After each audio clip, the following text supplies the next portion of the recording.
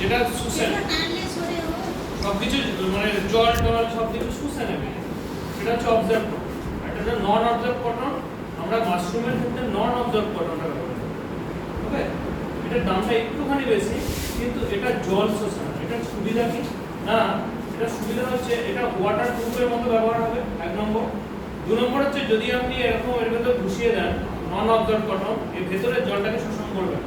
ওকে, আর কি না, ফিল্টারের কাজ করে। ওর মধ্যে বায়ু চলাচল ফিল্টারের মতো, ছাঁকনির মতো হয়, কিন্তু এর মধ্যে অতটা ভালো হবে না। ওকে, তাহলে আমরা নন অবজার্ভ কটনটা যেটা পাওয়া যায়, এটা কোথায় পাবো? এগুলো বিভিন্ন প্যাথোলজিতে পেতে পারেন, না হলে আপনার ল্যাব আছে, যে কাঁথিতে নিশ্চয়ই ল্যাব আছে। ঠিক আছে, ল্যাবের জিনিসপত্র যেখানে বিক্রি হয়, কিংবা আপনাদের যে পরীক্ষামূলক জিনিস বিক্রি হয়, যেমন হচ্ছে আমাদের অ্যাসিড বিক্রি হয় যেখানে, বা আমাদের বিজ্ঞানের জিনিসপত্র যেখানে বিক্রি হয়, নিশ্চয়ই আছে তো। ওষুধ দোকানে নন অবজার্ভ রাখা, এইগুলো ওষুধের দোকান, এটা অবজার্ভ।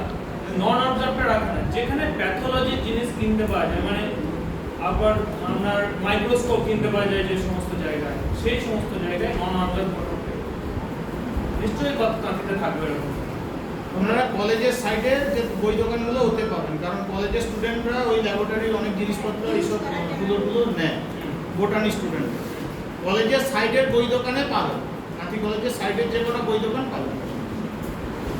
ওই নন অবজার্ভ কটনটা নিয়ে নিলেন, দিয়ে পদ্ধতিটা দেখুন। আপনারা কটা লেয়ার করেছেন? 1 2 3টে, তিনটা করা। ঠিক আছে, এটা 4টে লেয়ার করবেন। 4টে লেয়ার করার পরে এটা ঝিকঝ্যাক হবে। ঝিকঝ্যাক মানে হচ্ছে আপনি কটনটা নিয়ে 70% ভেতরে ঢুকিয়ে 30% বার করে। ওকে, মানে একটা জাস্ট হোল করে নিলে এরকম ছোট্ট করে এটা নিয়ে ঢুকিয়ে নিন। দেখুন আমি 70% ঢুকিয়ে দিই, তাহলে কটনটা বেরিয়ে চলে যাবে। ওকে, বেরিয়ে চলে যাবে মানে আপনি এটাকে টাঙাবেন যখন, নিয়ে ইয়ে করবেন যখন, তখন কটনটা সরে যাবে। আবার দেখুন দুটো স্তরের মিডিলে দিয়েছে। ওকে, আবার এটা আপনি কি করবেন, ঝিকঝ্যাক বলেছি মানে নিচে, তাই তো, এখানে হোল করে কটনটা নিয়ে সেম প্রসেস 6টা থেকে 8টা দিলেই না, 6টাই না। আবার এই যে ঘুরিয়ে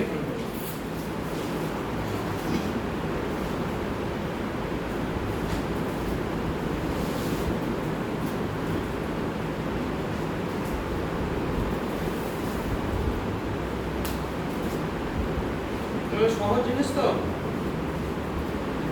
নাকি গো? কি বলছেন, শব্দ নেই যে সহজ তো নাকি গো? সেটা এমনি নাড়ালে কোনো অসুবিধা নেই? কোনগুলো? যত সিলিন্ডার না নাড়াবে তত বেটার, না নাড়াটাই বেটার, কারণ মাইসেলিয়াম প্রচুর সূক্ষ্ম জিনিস।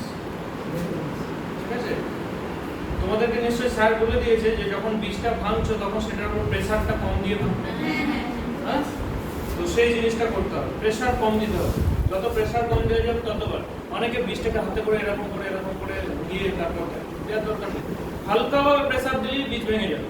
ঠিক আছে, বীজের 3টে কোয়ালিটি হয় বলেছিলাম, ম্যাচিউর, ওভার ম্যাচিউর আর নন ম্যাচিউর। মানে ম্যাচিউর নয় যেটা, ওটাকে কি বলে? আনম্যাচিউর যেটা, আনম্যাচিউর বীজ কি না, সবসময়ের জন্য জ্বালা বাঁধবে না। এই বীজটা আর 15 থেকে 20 দিন যদি রাখা হয়, এটা ওভার ম্যাচিউর। দেখো কি করে বুঝবো না, এর উপর হলুদ ভাব আসতে শুরু করবে, মানে বৃদ্ধ ভাব আসতে শুরু করবে। ঠিক আছে, তখন এটাকে তুমি প্রেসার দিয়ে না ভাঙতে অনেকটা কষ্ট হবে, ঠিক আছে, কঠিন হয়ে যাবে।